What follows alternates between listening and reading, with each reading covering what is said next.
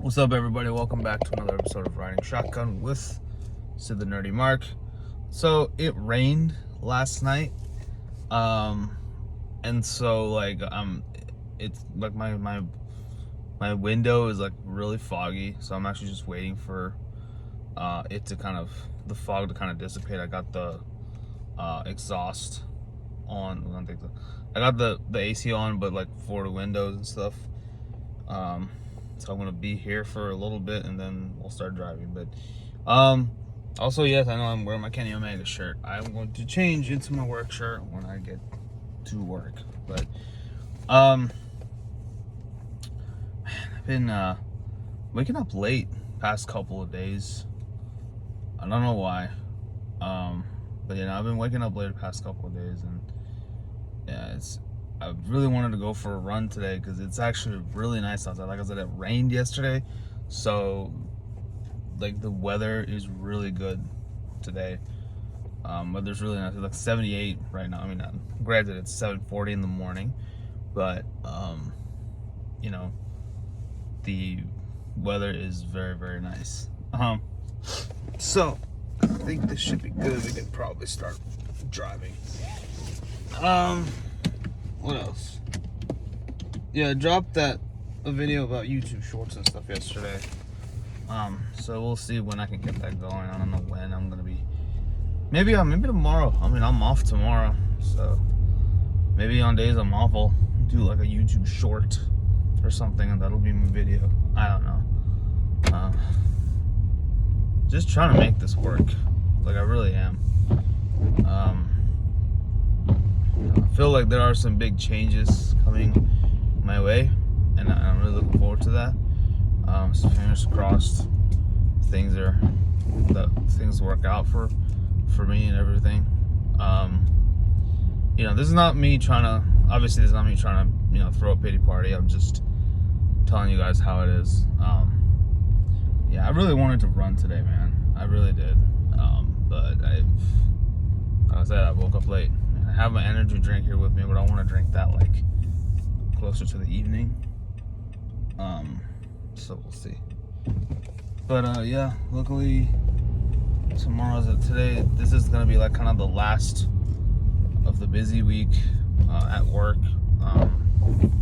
because this is like the last week of summer vacation, I guess, for a lot of the little kids there, and they'll be off to school in a couple. And I believe school starts next week. I believe. I'm not sure exactly when school starts. By the way, if you hear a sound, that's just my windshield wipers. Okay. So anyway, but I also wanted to talk a little bit yesterday about runner. Man, I wish I was you, man. I wish I was you. Anyway. Oh, there's a car.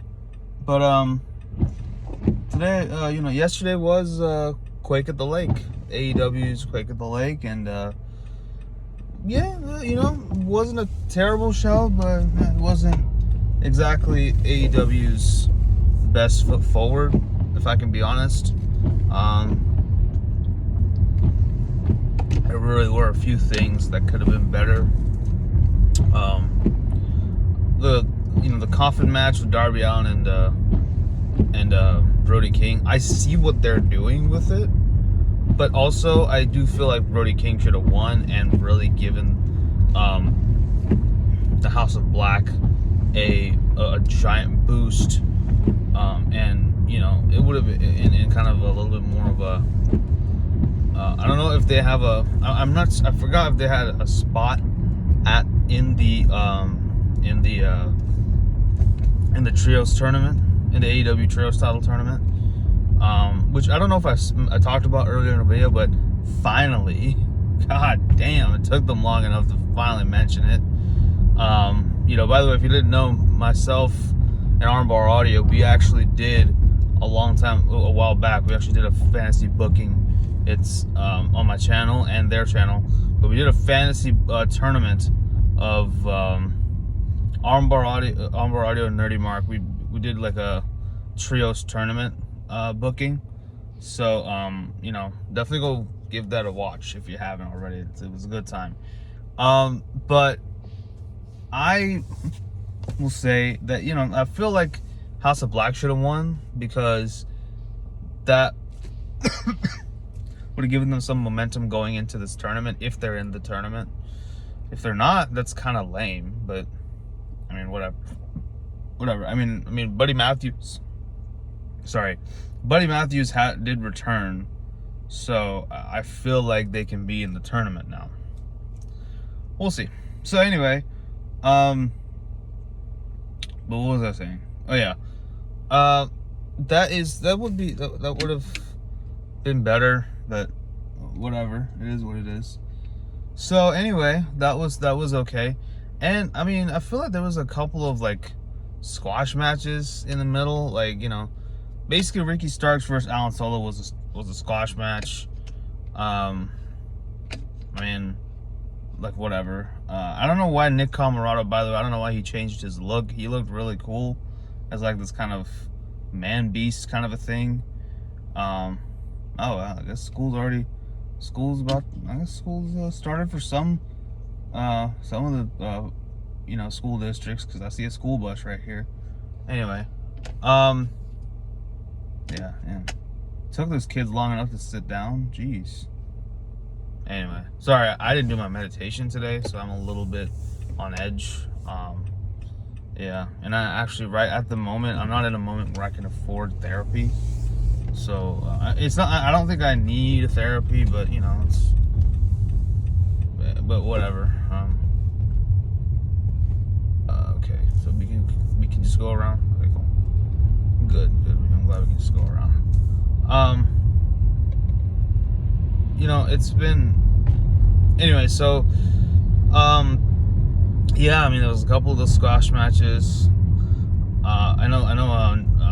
Jungle Boy and Luchasaurus were out there. Luchasaurus had a squash. Jungle Boy tried to get on Christian Cage's, get up on Christian Cage's face, but he, oh boy, big old bus behind me. Christian Cage's face, but it didn't work because security decided to, pull them apart, or we'll actually pull Christian Cage away from. No, we'll pull Jungle Boy from Christian Cage. So yeah, that was cool. But I mean, I would say that is that is one big feud going forward, and that's like probably one of the most well built up stories that AEW has so far. That's pretty cool. That's awesome. Because I really like the mind games that both men are playing on each other.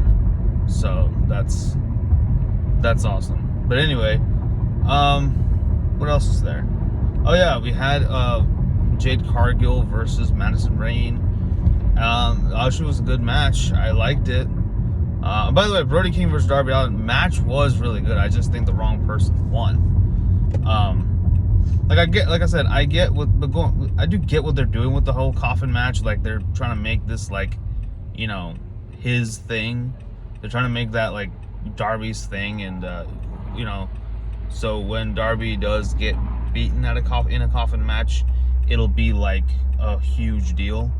I guess kind of like how Taker's thing was buried alive matches, even though didn't he lose quite a bit of them? Anyway, I feel like he lost quite a bit of those. But no, I think Madison Rayne versus Jade Cargill was cool. Athena came out in the end, so it's gonna be Athena versus Jade Cargill at some point for the TBS title. Hopefully at All Out. I would please and thank you. that would be amazing if you could do that for me. I feel like at All Out that's where you finally dethrone Jade Cargill. Not gonna lie, I have liked, like, her title reign has been good, but like, let's face it, she's basically just had well, okay, it's not been a bunch. Okay, it's kind of wrong for me to say she had a bunch of squash matches, but she did have some pretty decent matches. But I do think it's time for her to go find something else to do.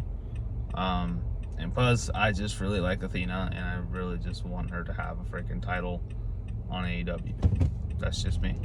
I mean, I don't know. We'll see.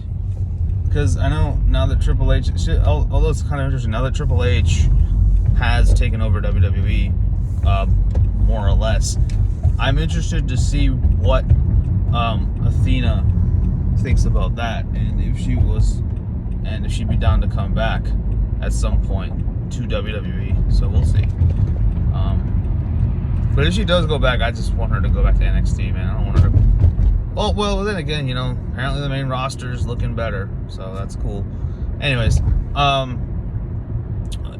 was it trying to say? Oh yeah, so, shoot. For me, that was good. So that's awesome. Like, I'm looking forward to seeing Athena versus Jade Cargill at some point. We also had a segment with the Young Bucks trying to recruit Hangman to be their partner at the Trios tournament, because next week we are getting the first semifinal match, which is going to be the Young Bucks and a partner of their choosing versus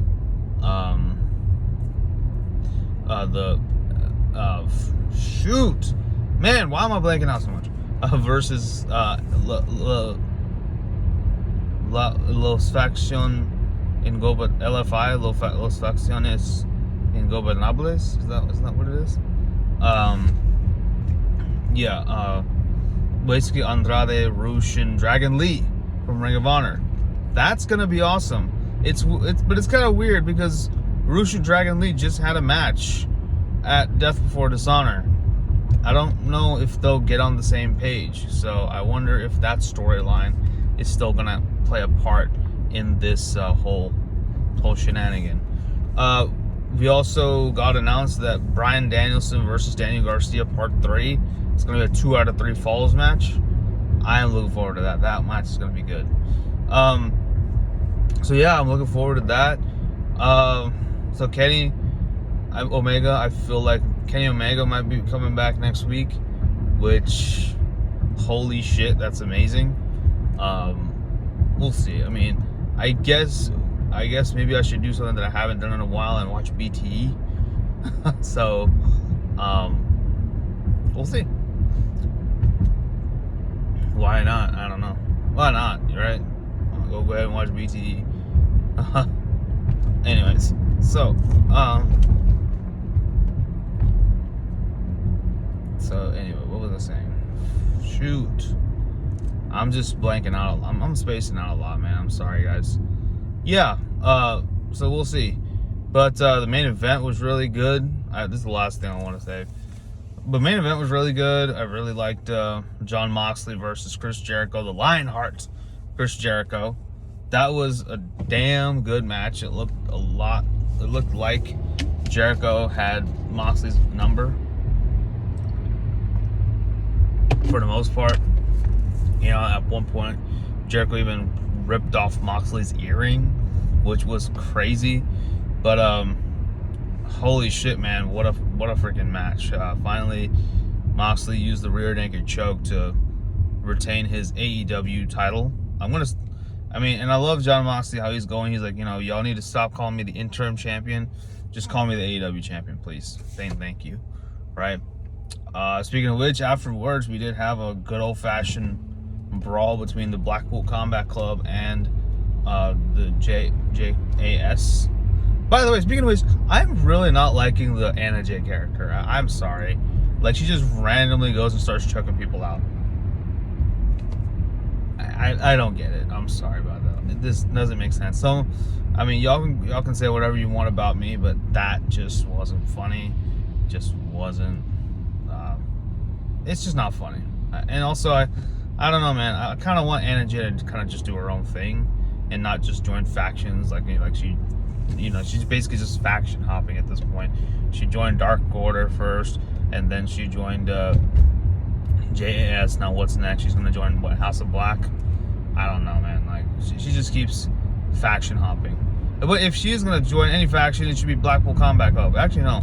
No, Jamie Hayter should join Blackpool Combat Club. But no, I feel like Anna Jay, I kind of just want her to be on her own. Like, if I'm being 100% honest with you. Anyways, but we'll see. But anywho, we did have a whole good old-fashioned pull apart brawl, and finally we heard Cults of Personality. So CM Punk is back. Yay! That's awesome. And we did have Jon Moxley at the end flipping the bird to CM Punk and, you know, brushing him with his shoulder. That was awesome. Not gonna lie, I kind of want Jon Moxley to win, because, and no, it's not because I don't like CM Punk. I do like CM Punk, just not as much as everybody else does. I think that Jon Moxley was an amazing AEW World Champion during the pandemic era. He carried the pandemic era on his freaking back, and I feel like he didn't really get a proper title run. That's just me. I feel like it's time. I feel like they should give him a proper title run in front of fans, you know, because his title run was pretty much mostly in empty crowds. He defended his title in empty arenas. I really want him to have a good run with the AEW title where he defends it like in front of a hot crowd, a hot Chicago crowd, a hot Vegas crowd, a hot Miami crowd even. Or, I mean, well, a hot Jacksonville crowd, you know, a New York crowd, what have you. Like, I want him to defend the title in front of people and not just in front of a bunch of chairs. That's just me. So, I do feel like Mox, I kind of want Mox to win. And plus, I don't like betting against the Blackpool Combat Club, man. They are the best thing going in AEW right now. They are my favorite thing about AEW.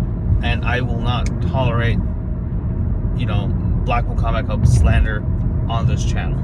So, anyway, I really don't know, man. I really just kind of want Mox to retain. I kind of feel like Punk's going to win, but I want Mox to retain. It's just so cool just seeing all the members of Blackpool Combat Club having a title.